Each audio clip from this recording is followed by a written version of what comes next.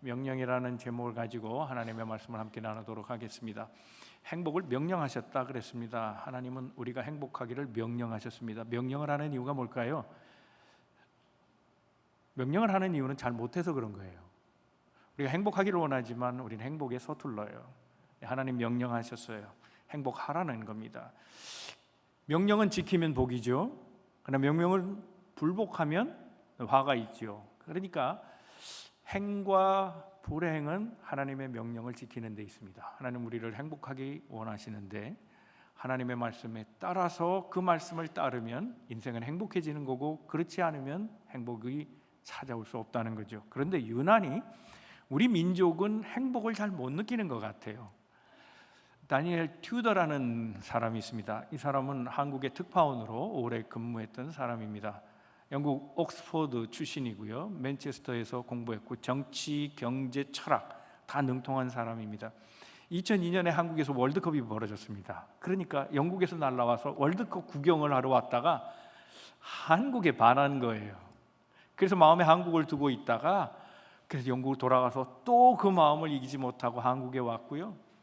또 공부를 더 하려고 또 영국에 갔다가 또 들어오고요. 그래서 이코노미스트라고 하는 그 경제지의 특파원으로 2010년부터 거하면서 거기에서 한국 사람들의 이 놀라운 능력을 발견한 거예요. 이 민족은 참 대단하다.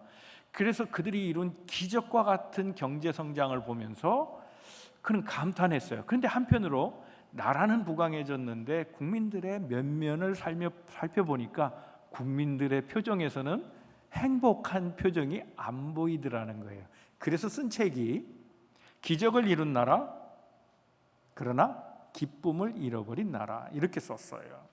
그래서 이 사람은 정말 한국을 사랑하는 마음으로 그렇게 얘기하는 거예요. 한국 사람들은 좀 자신을 좀 긍정했으면 좋겠다. 자신의 능력, 그 가치가 얼마나 대단한지를 좀 알았으면 좋겠다 하는 그런 한국 사랑의 마음으로 쓴 책이 이 책입니다. 이 책 이후로 시리즈로 몇 개 나와 있습니다. 관심 있는 분들은 보셔도 될 것 같습니다. 그런 것 같아요. 우리 민족은 정말 스스로 행복하다고 느끼는 그런 민족은 아닌 것 같아요. 행복하기 참 어려운 민족이다, 그런 생각을 해봐요. 세뮤엘 리처스라고 하는 사람이 있습니다. 이 샘이라고 부르는 이 사람은 지금 펜스테이트 유니버시티의 교수로 있죠. 문화인류학 교수인데 이분이 강의하는 내용이 유튜브로 굉장히 많이 나와요. 이분은 한국에 빠져 있는 분이에요. 재미있는 실험을 했어요. 한 미국 학생을 불러요. 여학생을 부릅니다. 그리고 또 한국 유학생을 또 이렇게 같이 앉혀놓고 둘을 이제 인터뷰를 해요. 미국 학생에게 물어봐요. 그 여학생에게 묻습니다. 너 공부 잘하니? 전 똑똑하대. 나 공부 잘한대요. 근데 점수할 수 있냐? 그러니까 뭐 내가 점수까지 얘기해야 되냐고, 그건 프라이버시라고. 안 한다 그러더니 얘기를 해요. 80점이래요. 공부를 잘한대요. 똑똑하대요. 근데 80점이래요. 한국 학생한테 물어봅니다. 너 공부 잘하냐? 못한대요. 자기는 공부를 못한대. 그렇게 생각 안 한다는 거예요. 역시 같은 질문을 하죠. 알 수 있냐? 몇 점인지? 그거 왜 물어봅니까? 똑같은 반응을 해요. 그러다 말을 해요. 근데 점수를 얘기하는데 89점이래요. 그러니까 80점을 받은 미국 학생은 공부를 잘한다고 생각하고 89점을 받은 한국 학생은 못한다고 생각하는 거예요. 근데 단지 80에서 89 차이가 아니에요. 뭐 그거는 못한다고 할 수도 있고 잘한다고 할 수도 있겠죠. 근데 특별한 차이는 다른 데 있었어요. 이 미국 여학생은 80점을 받은 여학생은 4년을 최소한 다녀야 되는 정규 코스를 다니고 있어요. 그게 정상적이죠. 4년 과정이니까. 그런데 이 한국 유학생은 이제 곧 졸업한대요. 2년 만에. 얼마나 대단해요? 그렇죠. 자신의 가치와 능력, 그것이 분명히 출중함에도 불구하고 행복하다고 느끼지 않는 거예요. 나는 못해, 나는 부족해, 그런 거죠. 그래서 이 샘 교수도 똑같은 얘기를 합니다. 한국 사람은 정말로 행복을 느끼기 어려운 민족이다, 그렇게 얘기하는 거예요. 미국 사람들은 다 못해도 한 가지 잘하는 것 가지고 그것을 과대 포장하고 말이죠. 나는 똑똑한 사람이야, 나는 훌륭한 사람이야, 나는 잘난 사람이야, 나는 스마트해, 이 말을 자주 쓰는데 한국 사람들은 다 잘해도 한 가지 못하는 걸 보고 나는 부족해, 나는 모자라, 나는 어리석어, 나는 행복하지 않은 것 같아, 그렇게 생각한다는 거예요. 오늘 특별히 주신 이 말씀은 행복을 느끼지 못하는 우리에게 주는, 특별히 한민족에게 주는 하나님의 메시지 같다는 생각을 해봐요. 너희는 행복한 존재라는 거예요. 왜요? 내가 너희를 행복하기를 바라기 때문이라는 거예요. 행복의 요소가 하나님께 있음을 알고 오늘 행복을 잃어버린 사람이라면, 나는 행복하지 않다고 생각하는 우리 한민족이라면 오늘 말씀을 붙잡고 다시 하나님의 가운데 행복의 삶을 그 나날로 경험하는 우리 만남의 모든 성도들 다 되시기를 주님의 이름으로 축복합니다. 오늘 13절의 말씀이 그런 말씀 아니에요? 너희가 행복해지려면 무엇을 해야 되느냐? 내가 요구하는 것을 하면 된다는 거예요. 오늘 그 말씀이 무엇인지를 기억하고 오늘 말씀을 따라서 행복을 찾아 나서는, 그래서 행복을 누리고 살아가는 우리 만남의 모든 성도들 다 되시기를 주님의 이름으로 축복합니다. 첫 번째 생각할 것은 불행을 이기는 방법이 하나님의 뜻 가운데 있다는 사실을 기억해야 합니다. 오늘 본문의 말씀 신명기 10장 1절과 2절 한번 다 같이 한번 읽겠습니다. 하나님의 말씀 함께 읽습니다. 시작. 그때 여호와께서 내게 이르시기를 너는 처음과 같은 두 돌판을 만들어 가지고 산에 올라 내게로 나오고 또 나무개 하나를 만들라. 내가 깨뜨린 처음 판에 쓴 말을 내가 그 판에 쓰리니 너는 그것을 그 궤에 넣으라 하시기로 그랬어요. 자, 신명기 10장의 얘기는 이런 얘기예요. 그 시작을 이렇게 얘기합니다.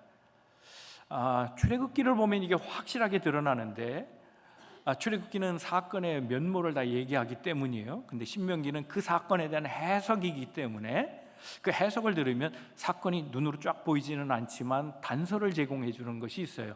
돌판이 깨졌다는 사실을 전제해요. 그러니까 지금 이 말씀은 뭐예요? 십계명을 주시는데 그 십계명을 다시 주실 때 첫 번째 판이 깨지고 다시 주신 장면이 시작됐다는 것을 1절에 얘기해 주고 있는 거예요. 내가 깨뜨린 처음 판에, 누가 깨뜨렸어요? 모세가 깨뜨렸습니다. 왜 모세가 십계명 그 첫 번째 돌판을 깨뜨렸을까요? 그가 시내산에 하나님의 명령을 받고 올라가서 주와 독대할 때 하나님은 이스라엘 백성이 행복해지기 위한 하나님의 언약의 말씀을 돌판에 새겨 주셨어요. 그것이 첫 번째 십계명이에요. 그것을 들고 가슴 벅차 내려오는 중에 산 아래서 소리가 들려 다가가 보니 우상을 숭배하는 자기 민족이 보인 거예요. 얼마나 화가 나든지. 하나님은 너희들을 위해 길을 예비하시고 이 광야를 통해서 가나안 땅에 들어가시도록 역사를 계획하셨는데, 그리고 우리가 행복하도록 하나님이 이렇게 귀한 말씀을 주셨는데 너희는 지금 우상을 섬기느냐. 분노가 치밀어서 그 돌판을 깨버렸다는 거예요. 끝난 거죠. 하나님의 행복을 위한 약속이 깨진 겁니다. 이제 이스라엘 백성은 하나님과 가까이 할 수 없습니다. 하나님의 인도를 받을 수 없습니다. 인생은 전진할 수 없고 머무르게 되고 머물면서 뭔가 피폐한 일들을 경험하게 될 겁니다. 그게 광야 생활인 거죠. 눈에 보이지 뻔한 상황에서 하나님은 다시 돌판을 만들어 주시겠다는 겁니다. 여러분, 복원력이라고 하는 거 있죠? 회복력이에요. Resilience. 이 복원력은 모든 배를 만들거나 자동차를 만들거나 심지어는 장난감 오뚜기를 만들 때도 사용하죠. 그렇죠? 복원력이 뭡니까? 흔들렸다가도 제자리로 오는 거예요. 우리 인생이 때때로 그런 것과 같죠. 원하는 것을 이루지 못할 때가 있어요. 하고 싶지만 그것이 금기되고, 시도하지만 깨져버리고, 지키려고 하지만 모든 걸 빼앗길 때가 있죠. 그러니까 성과 패는 항상 같이 있어요. 그래서 넘어질 때마다 그것을 빨리 회복하는 사람은 복원력이 있다 그러죠. 그런데 한 번 넘어진 것으로 일어서지 못하는 사람들도 꽤 있어요. 복원력이 중요한 거예요. 자동차도 코너를 돌면, 빠른 속도로 돌면 획 하고 뒤가 돌아가 버리죠. 그러나 제대로 빨리 돌아올 수 있다면 안전할 수 있잖아요. 그게 복원력이에요. 좋은 자동차들은 되게 쉽게 흔들리지 않고 흔들렸다가도 다시 빠르게 자기의 안정성을 유지하게 되죠. 배도 그렇잖아요. 배가 다리가 있어요? 없어요. 배는 아무것도 없어요. 바다에 흔들리면서 목적지를 향해 나가죠. 흔들릴 때마다 도로 돌아오는 힘, 그게 복원력이에요. 오뚜기도 그렇죠. 오뚜기가 넘어져요? 안 넘어지죠.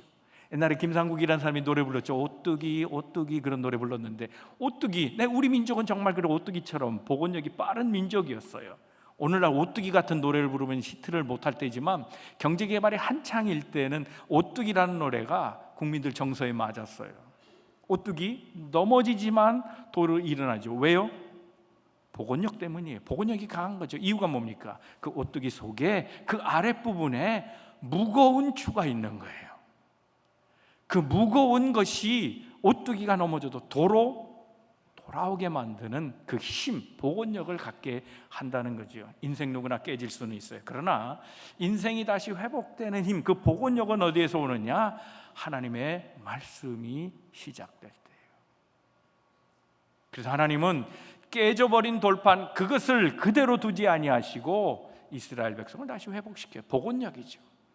다시 두 번째 판을 만들어 주시겠다고 모세를 시내산으로 다시 초대하는 모습을 볼 수 있습니다. 사랑하는 성도 여러분, 내 스스로가 깨진 인생이라면, 나는 지금 엎어져 있다고 생각하신다면 하나님의 말씀을 붙들고 다시 일어서는 여러분 되시기를 주님의 이름으로 축복합니다. 자, 이제 모세가 십계명 받으러 올라갑니다. 돌판을, 빈 돌판을 가지고 가요. 거긴 하나님이 쓰시겠죠. 그러나 미리 준비해 갑니다. 그리고 또 한 가지 준비해 가는 것이 있어요. 조각목이에요. 이 조각목이 왜 필요했는가 하면 그 조각목을 가지고 이 십계명을 넣어둘 언약궤를 만들기 위함이에요. 자, 3절 4절 하나님의 말씀 한번 같이 읽어봅니다. 시작.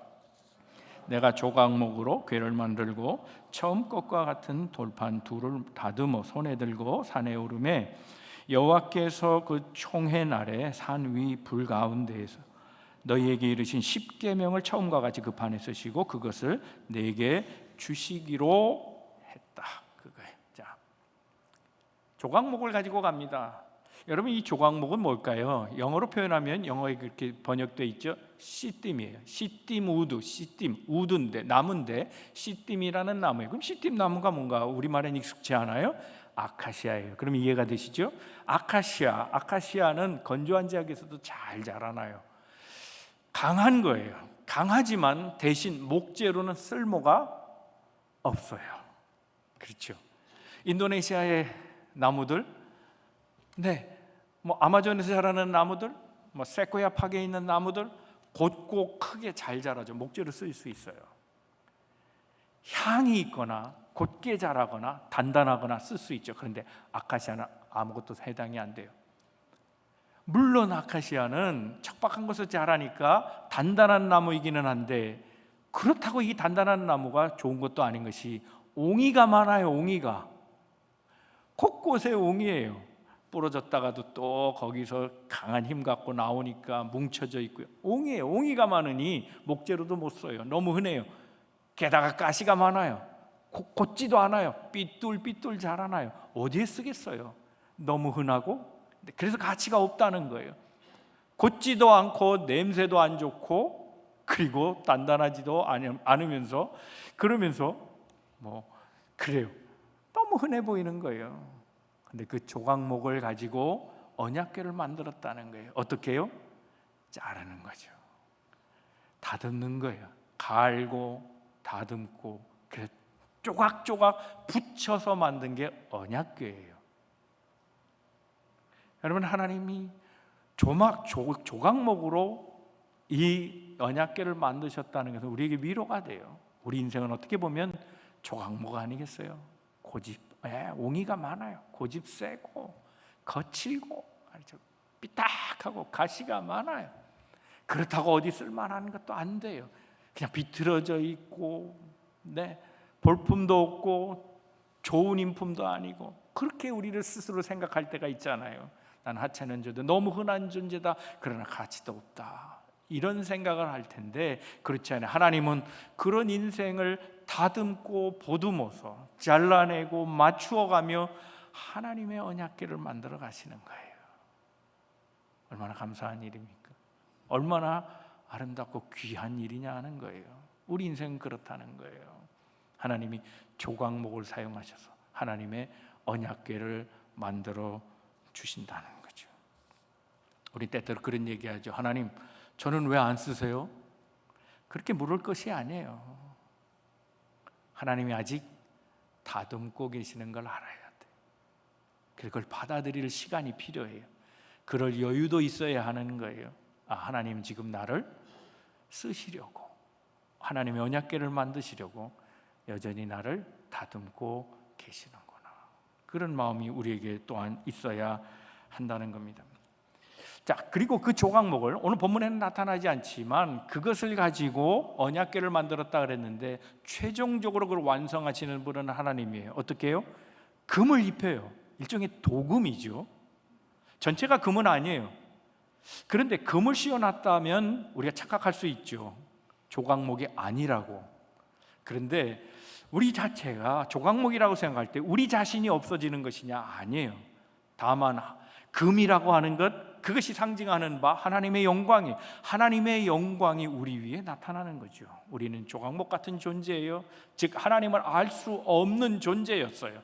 은혜 받지 못한 존재였으나 하나님이 우리를 사용하셔서 하나님의 궤가 되게 하시고, 즉 하나님의 자녀가 되게 하시고, 단지 그대로 하나님의 자녀로만 두신 것이 아니라 영광스러운 존재, 그의 영광을 나누어서 입혀주신, 그래서 하나님의 은총을 받는 존재로 만들어 주셨다는 거예요.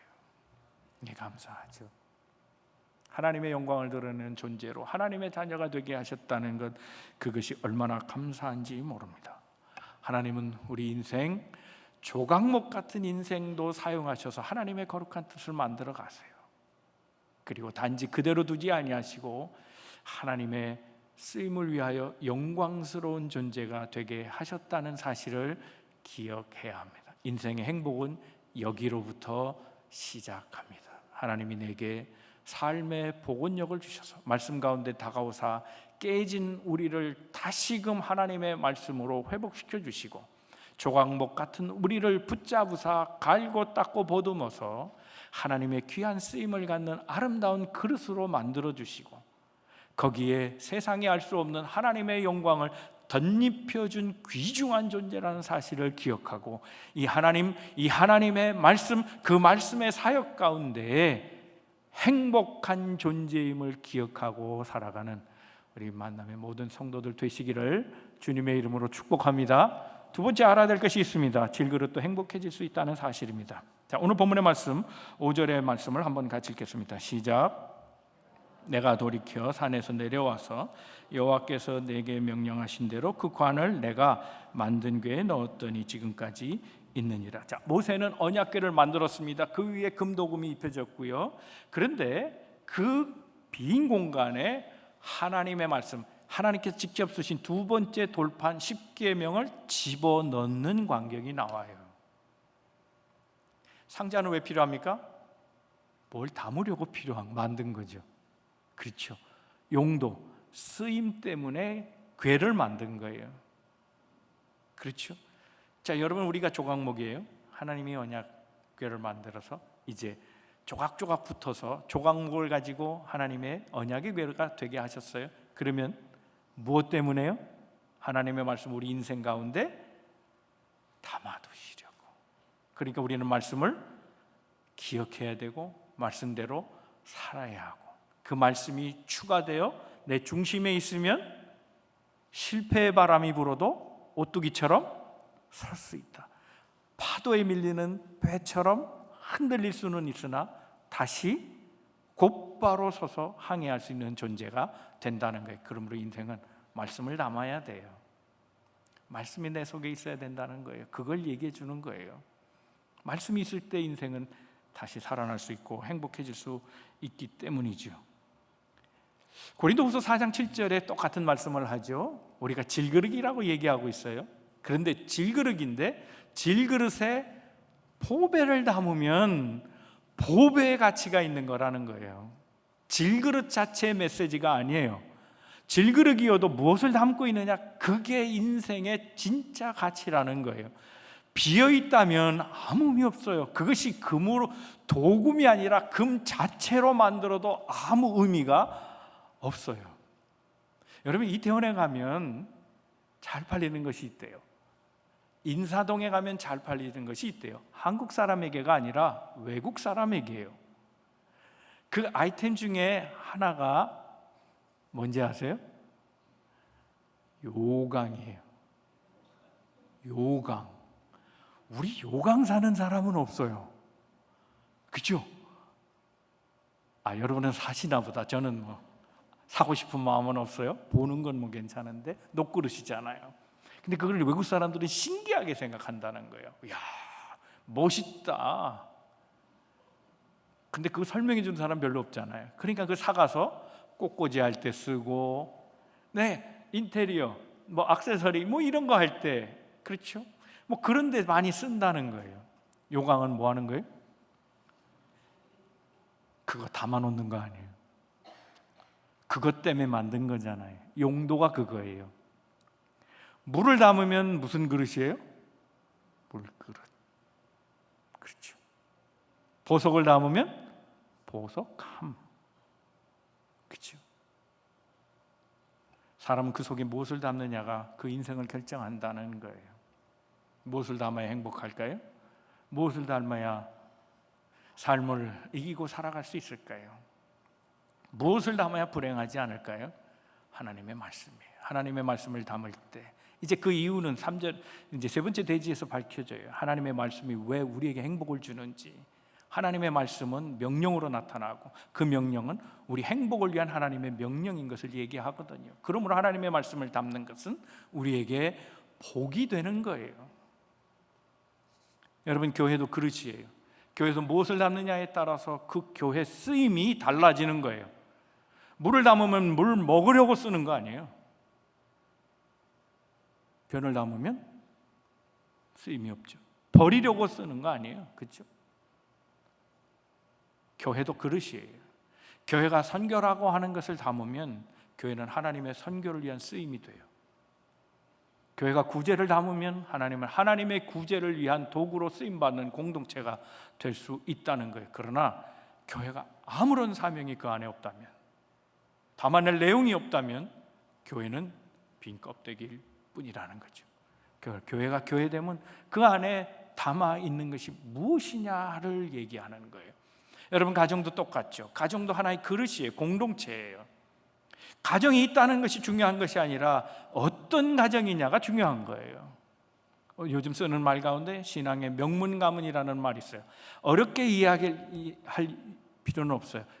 명문가문은 뭐냐면 대물림이 되는 것이 있느냐예요. 그게 있는 가정이 명문가문이에요. 여러분, 우리가 물려줘야 될 대물림 해야 될 것이 뭡니까? 오늘 우리의 다음 세대들이 자꾸 단절이 돼요. 젊은이들이 없다는 거예요. 자녀들이 믿지 않는다는 거예요. 뭐예요? 대물림 할 게 없는 거예요. 어떻게 대물림 합니까? 전 먼 데서 찾고 싶지 않아요. 작은 것이에요. 습관이에요. 우리 신앙인의 습관, 그걸 물려줄 수 있으면 그 가정은 하나님의 명문 가문이 될 수 있어요. 신앙의 명문 가문이 될 수 있어요. 여러분, 우린 일반 세상에서 어떻게 얘기합니까? 기쁜 일이 있으면 한잔하죠. 슬픈 일이 있으면 한잔하죠. 그죠? 아무 일도 없으면 또 한잔하죠. 만약에 자녀들이 그걸 보고 자란다면 기쁜 일이 있을 때 그 자녀는 무엇을 대물림 받은 겁니까? 오늘 좋은 일 있으니까 갖고 와, 한잔하자 하는 거죠. 그 자녀들이 뭘 배웁니까? 슬픈 일이 생길 때 괴로워, 오늘은 꼭 한잔 해야겠다. 근데 만약 신앙적 대물림이라면, 그래서 신앙의 좋은 습관을 물려주는 거라면 다를 거예요. 얘기가. 우리 어머니는 힘들 때 어떻게 하셨느냐를 보는 거예요. 그게 대물림된 자녀는 우리 어머니는 힘들 때 기도하셨어, 이거 보는 거죠. 그게 대물림돼야 돼. 우리 어머니는 좋을 때 항상 찬송하셨어. 돌아가신 제 장모님이, 이게 비하하는 건 아니니까 용서하고 들으세요. 엄청나게 몸집이 좋으셨어요. 그래서 관절이 아프셨죠. 대단히 체중이 많이 나가셨는데, 여러분 한번 생각해 보세요. 흑인 소울 뮤직 하는 분들 보세요. 막 이런 책으로 해피데이 흔들면요, 그냥 저절로 감동이에요. 저절로 감동이에요. 아니 저 몸도 움직이나가 아니라 진짜 감동이라니까. 전체를 흔들고 있다니까. 전체를 막 그냥 영감의 찬송이 돼요. 우리 장모님 그렇게 하셨어요. 좋은 일 있으면 박수 치고, 그래서 뭐 앞에 있는 뱃살이 뒤로 갔다가 뒤에 있는 뱃살이 앞으로 왔다가, 지금도 기억이 나요. 지금도. 근데 우리 주변엔 그래주는 사람이 아직은 없어요. 조그만 좋은 일에도 좋아요, 하나님 감사해요, 찬송하셨어요. 신앙의 대물이 말 것이 있느냐, 그거예요. 그게 가정이 무엇을 담고 있느냐예요. 그 가정은 하나님이 쓰시는 가정이 되는 거예요. 사랑하는 성도 여러분, 겉모양이 중요한 거 아니에요. 금도 금이 아니어도 좋아요. 하나님의 말씀을 담는 가정, 하나님의 말씀을 담는 인생, 질그릇이어도 좋아요. 하나님의 말씀을 담아낼 때 인생은 행복해질 수 있다는 사실을 기억하고, 여러분과 여러분의 가정과 우리 교회와 우리가 살아가는 공동체 속에 하나님의 말씀을 담는 우리 되어서 행복을 누리고 살아가는 모든 공동체 되기를 주님의 이름으로 축복합니다. 세 번째 생각할 것은요, 행복은 하나님의 명령이라는 겁니다. 자, 13절 말씀 한번 다 같이 한번 읽어보죠. 시작. 내가 오늘 내 행복을 위하여 내게 명하는 여호와의 명령과 규례를 지킬 것이 아니냐 그랬어요. 자, 하나님은 이스라엘이 행복하기를 원하셨죠. 그래서 행복하도록 명령을 주신 것이 있다는 거예요. 그게 뭐냐라고 물으시죠. 그 명령이 앞에 나와요. 12절에 이미 언급을 해놨어요. 12절 말씀, 요절의 말씀입니다. 다 같이 한번 읽겠습니다. 시작. 이스라엘아, 내 하나님 여호와께서 내게 요구하시는 것이 무엇이냐? 곧 내 하나님 여호와를 경외하여 그의 모든 도를 행하고 그를 사랑하며 마음을 다하고 뜻을 다하여 내 하나님 여호와를 섬기고 경외하고 등등 나오는데, 여기 나오는 단어들을 하나의 단어로 압축한다고 하면 사랑이에요. 다시 말하면 인생이 행복해지게 내가 명령을 주었다. 그 일을 지키면 너희는 행복할 것이다. 그런데 그 일이 무엇이냐? 하나님을 사랑하라는 거예요. 자, 하나님을 사랑하는 것이 왜 행복의 비결이 되는가 하는 거예요. 여기서 하나님의 사랑을 정의할 수 있어요. 우리가 말하는 하나님의 사랑은 영적인 거예요. 그렇다면 영적인 것도 무엇이냐? 이제 말씀을 나누려고 해요. 여러분, 하나님을 사랑하는 것이 육적일 수도 있고 영적일 수도 있어요. 무엇이 하나님을 사랑하는데 육적이고 영적인가 하는 거예요. 여러분, 하나님을 예배하는 것도 육적인 예배가 될 수 있고 영적인 예배가 될 수 있어요. 하나님을 사랑하는 것, 그것이 영적인 예배가 되기 위해서는 이웃을 사랑하라고 얘기하고 있어요. 다시 말하면 이웃을 사랑하는 것이 영적이라는 거예요. 하나님 없이 이웃을 사랑하는 것은 육적일 수 있죠. 그러나 하나님을 사랑하는 마음으로 이웃을 똑같이 사랑한다면 그건 영적일 수 있는 거예요. 하나님을 사랑하되 자기를 위한 예배, 자기를 위한 기도, 자기를 위한 찬송을 드린다면 그것은 육적인 예배일 수 있고, 하나님을 생각하지 아니하는 모든 건 육적일 수 있지만, 그러나 하나님을 생각하고 이웃을 사랑하는 것은 영적일 수 있다고 얘기하는 거예요. 그래서 오늘 본문의 말씀은 신약의 말씀과 똑같아요. 신약의 말씀만 그렇게 하나님을 사랑하고 내 이웃을 사랑하라 하는 예수님의 말씀 이전에 이미 신명기에서 그것을 얘기해 놓고 있어요. 고아와 과부를 돌보는 것이 하나님을 사랑하는 거라고 얘기하고 있어요. 여러분, 사랑은 희생이고 헌신이잖아요. 사랑은 두 가지 방향이 있는데, 하나는 자기를 향한 사랑이 있어요. 이걸 에고라고 말해요. 근데 남을 향한 사랑이 있어요. 이 사랑을 헌신, 자기 부정 또는 자기 죽음, 그렇게 표현하기도 해요. 그러니까 자기를 위한 방향이 자기 쪽으로 들어오는 사랑을 우리는 육적이라고 말하고, 남을 향해 나아가는 방향이 내 쪽에서 밖으로 나가는 방향으로 나와 있으면 그거를 영적이라고 말하는 거예요. 그러니까 우리가 예배 드릴 때 기도하면서 주여 내 소원을 이루어 주시옵소서, 주여 주를 찬송합니다, 내 마음이 깝깝합니다, 내가 찬송할 때 기쁨 주옵소서, 만약에 거기로 끝난다면 방향이 어떻게 돼요? 하나님을 예배하고 있지만, 그래서 찬송하고 기도하고 있지만 내 심령의 갈급함, 내 마음의 소원만 이루어주는 나를 위한 예배가 되면 그 예배는 영적인 것이 아니라 육적인 것이라는 거예요. 그러니 그 에고를 가지고 남을 사랑할 수 있겠어요? 아니에요. 그 에고가 아니라 하나님을 생각하고 예배한다면 하나님이 생각하는 이웃을 사랑하지 않을 수 없다는 거죠. 그래서 이웃을 사랑하는 것, 믿음을 전제로 한 하나님을 공경하는 것을 전제로 한 이웃 사랑과 섬김은 곧 영적일 수 있다는 걸 얘기하는 거예요. 그래서 주여 주여 하면서 금식 기도하고 철야 기도하고 기도하는 그 자체로가 영적인 것이 아니라 5만 번의 기도를 드렸으나 5만 번의 기도 자체가 영적인 것이 아니고 그것을 통해서 고아를 보살피고 그래서 고아를 섬기려고 했던 조지 뮬러 같은 사람이 영적인 사람이라는 거예요.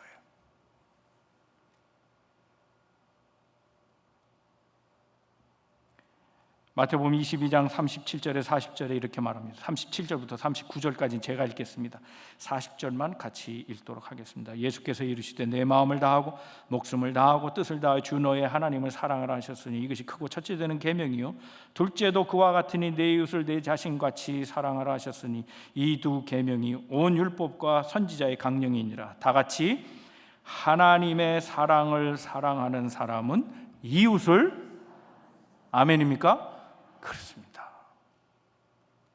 이웃을 사랑하는 것은 힘들어요. 에고가 될 수 없어요. 자기를 부인하고 자기를 포기해야 돼요. 어려운 일이에요. 그래서 요한복음 21장에 보면 예수님께서 실패한 베드로, 나는 불행하다고 생각하고 나는 이제 더 이상 스승도 없고 나는 배신자이며 내 인생은 이제 하나님 없이 살아가야 된다는 우울함 속에 살아가는 베드로에게 예수님이 찾아오셔서 주신 말씀이 뭡니까? 내가 나를 여전히 사랑하고 있나? 하나님 사랑하고 있느냐를 물으신 거예요. 대답을 하죠. Yes. 그걸 3번이나 물으셨어요. Yes 했죠. 그때 주님이 주신 또 다른 말씀이 뭐예요? 내 양을 먹이라 해요. 내 양을 먹이라. 이웃 사랑이에요. 남을 향한 사랑인 거예요. 하나님을 네가 사랑하느냐? 너는 하나님 사랑한다고 하면서 실패하고 왔지 않느냐는 거예요. 그래서 아가페를 물었던 거예요. 그랬더니 대답 못해요. 나 하나님 사랑이 실패한 자거든요. 그러냐? 그렇다면 내가 내게 비결을 가르쳐 줄게. 필레오 해봐 하는 거죠. 이웃 사랑 해봐 그런 얘기예요. 거기에 동의한 거예요. 이웃 사랑 하겠습니다. 이제 알았니? 네가 허황되게 사람은 눈에 안 보이고 하나님만 사랑한다고 실패한 거 아니냐 말이지. 그게 내 에고였다 하는 거예요. 이제 너를 버리고 남을 위해 살아라는 거예요. 내 양을 먹여라. 착각하지 마세요. 모든 리더십들 착각하지 마세요. 이거 목사가 특별히 각인해야 될 사실인데 내 양을 먹어라가 아니에요. 목자는 양을 통해 유익을 얻을 수 있죠. 먹어라가 아니라 먹이라예요. 내 것을 주라는 거예요. 너를 포기하라는 거예요. 너를 죽이라는 거예요. 그래야 남을 섬길 수 있다고 말씀하고 있는 겁니다. 사랑은 관념이 아닙니다. 우리가 사랑을 얘기할 때 사랑은 추상명사이기 때문에 머릿속의 생각으로 끝날 때가 있어요. 관념적이에요. 그런데 진짜 사랑을 얘기하시는 거예요. 네 머릿속의 사랑은 진짜 사랑이 아니라는 거예요. 희생하는 사랑이어야 한다는 거예요. 그래서 사랑은 명사로 이해하지 말고 동사로 풀라는 거예요. 사랑하는 거예요. 이웃 사랑하는 거예요. 그래서 동사로 풀어질 때 그때 진짜의 사랑의 의미가 드러나게 된다는 겁니다. 이 사랑이 어렵다 그랬는데 이 사랑은 자기 부인을 전제로 하고 있기 때문에 그래요. 오늘 신명기 10장 16절에 이렇게 말씀합니다. 다 같이 한번 말씀 읽어보죠. 시작. 그러므로 너희는 마음에 할례를 행하고 다시는 목을 무슨 얘기예요? 교만하지 말라는 거죠. 교만은 뭐예요? 자기잖아요. 중심이 자기잖아요. 그 자기 중심의 사람이 남을 사랑할 수 있을까요? 못하죠. 그렇지 않아요? 못한다고요. 고아와 과부 사랑하겠어요? 아니죠. 그들은 나를 섬길 자죠. 약자들은 강자를 섬겨야 되는 거예요. 그게 원칙이지. 그게 세상의 원리잖아요. 강자가 어떻게 약자를 섬겨요? 목이 고두면 못하는 거예요. 그래서 전제하고 있는 건 뭐예요?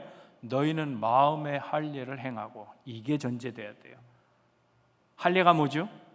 남자 생식기 그 끝부분에 그 가죽 껍데기를 잘라버리는 거예요. 이 말은 굉장히 상징이에요. 심볼릭한 거예요. 살점을 잘라낸다는 건 뭐예요? 죽는다는 거예요.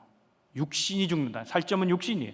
육신이 죽어야 네가 겸손해질 수 있다는 거예요. 그게 육이 죽는 게 겸손인 거예요.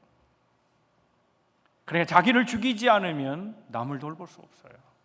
자기 부정인 거예요.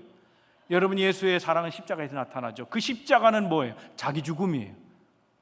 예수의 자기 포기, 자기 낮춤, 목이 곧지 않고 겸손하게 자기를 죽기까지 낮추셨고, 자기를 버리는 사랑, 그 십자가에 나타나는 거죠. 자기 부정이에요. 그래서 예수님이 제자들을 향해 말씀하셨잖아요. 마태복음 16장 24절에 누구든지 나를 따라오려거든 자기를 부인하고 나를 따르라는 거예요.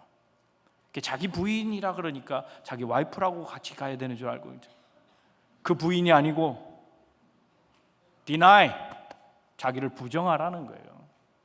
자기 부인하고 주를 쫓아가는 거예요. 그게 진짜 사랑이라는 거예요.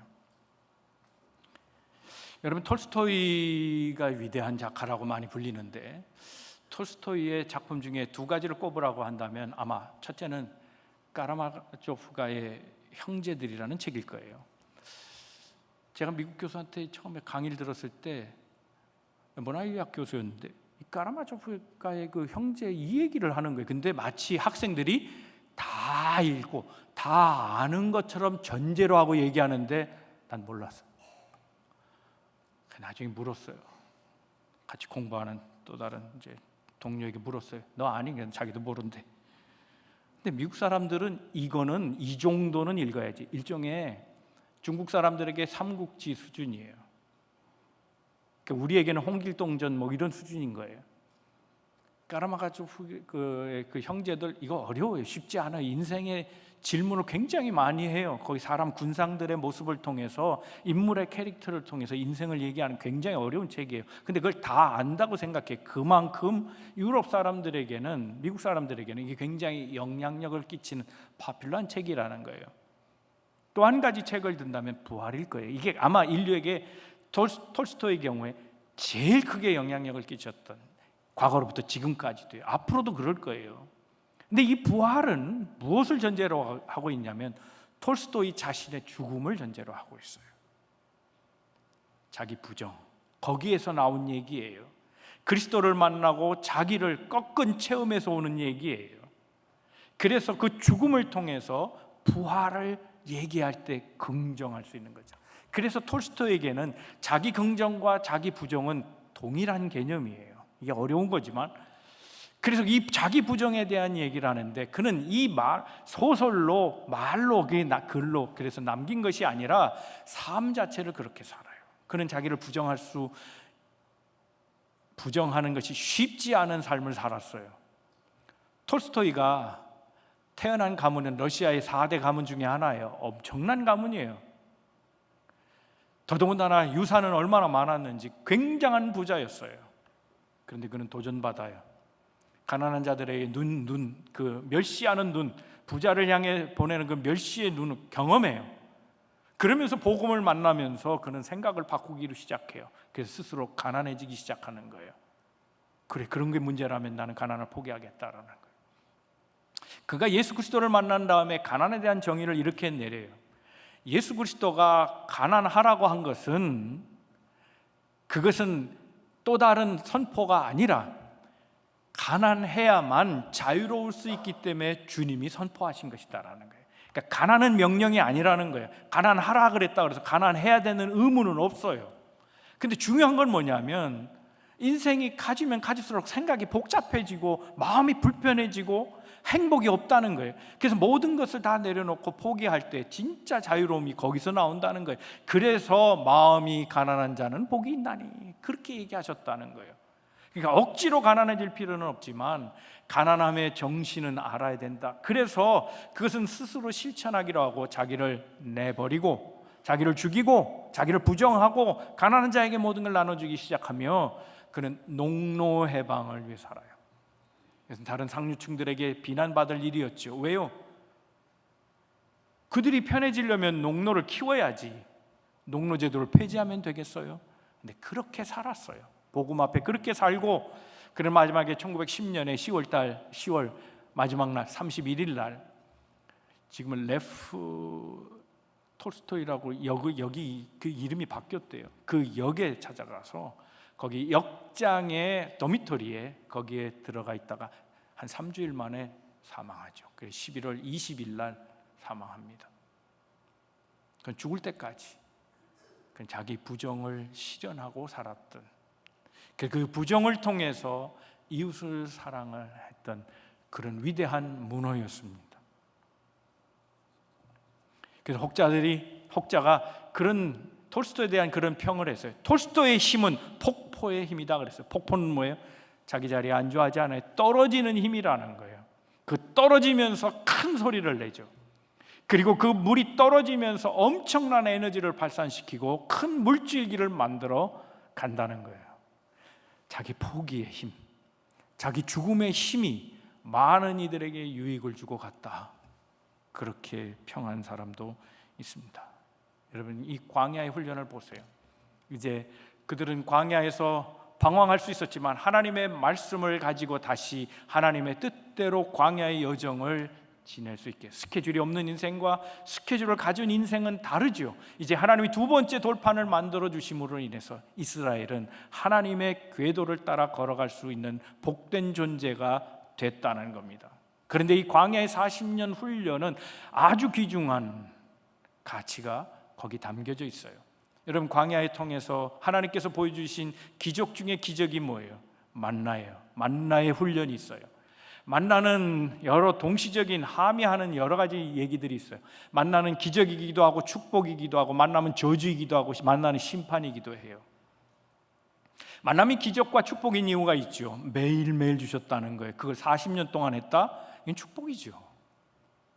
광야는 먹을 것이 없어요. 근데 하나님이 굶지 않도록 다 배불리 먹이셨다?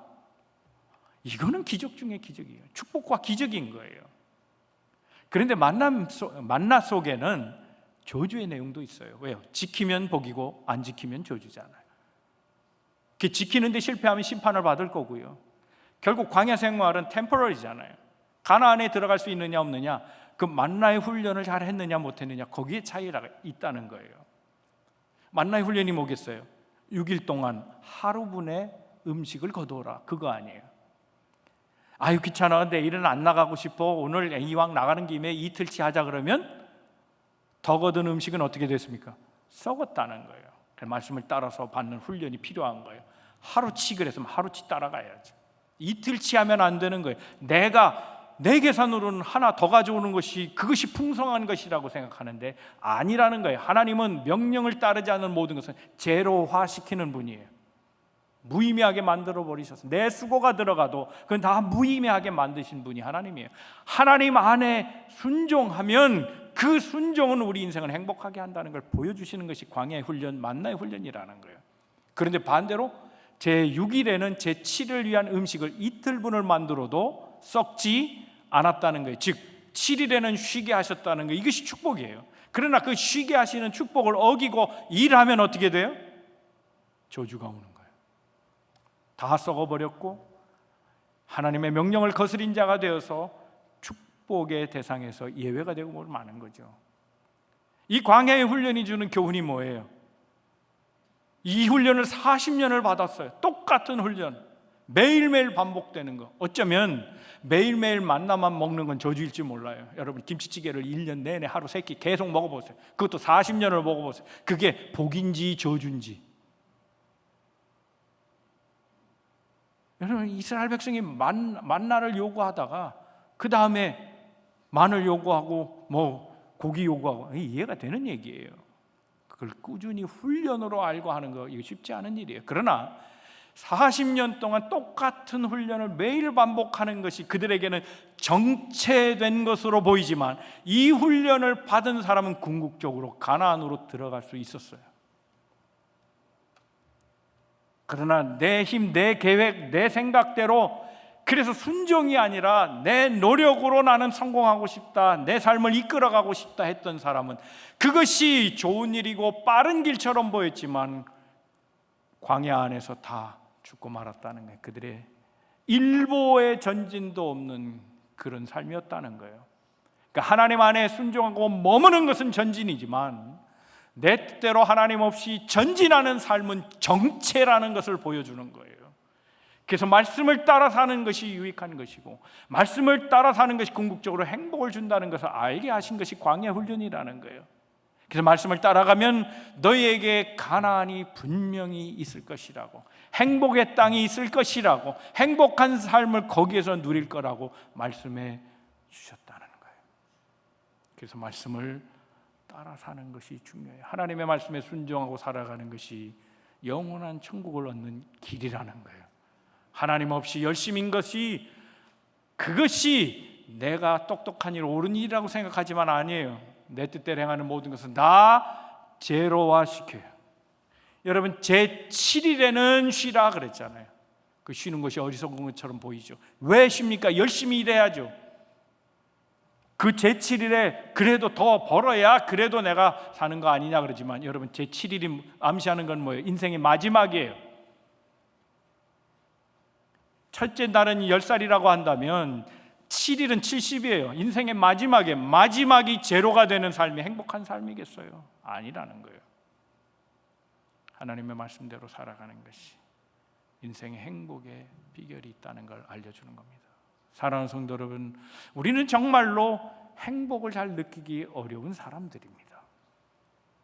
그러나 하나님은 그래요. 비록 내 스스로가 조각목같이 여겨질지라도 하나님 그 조각목을 오늘도 다듬어서 잘라내고 끼워 맞춰서 하나님이 쓰실 만한 그릇으로 만들어 주시고, 단지 모양과 틀만이 아니라 그냥 살아있는 껍데기 존재일 뿐만 아니라 더 나아가서 영광된 하나님의 자녀로 그 존재의 가치를 높여주시는, 우리 삶에 금을 입혀주시는 하나님이라는 거예요. 그리고 하나님은 그 속에 보배를 두셨어요. 그릇의 메시지가 있지 않아요. 무엇을 담은 인생이냐, 그것이 그 사람의 가치를 결정하는 거예요. 우리는 하나님의 말씀을 가진 하나님의 귀중한 자녀라는 거예요. 그리고 하나님의 명령을 따라 살아갈 때 인생은 행복해짐을 얘기해요. 그 말씀이 무엇입니까? 사랑하라는 거예요. 근데 그 사랑은 영적인 사랑이라는 거예요. 그 사랑은 하나님께 예배하는 것으로 그치지 않고 사람을 사랑하는 것, 이웃을 사랑하는, 실천하는 사랑을 얘기해주고 있습니다.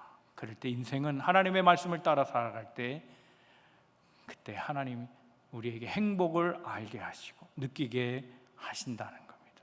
말씀을 따라 사는 것이 어리석은 것처럼 보이지만, 하나님의 뜻대로 순종하고 이웃 사랑하는 것이 별거 아닌 것처럼 보이지만, 광야 백성을 기억하세요.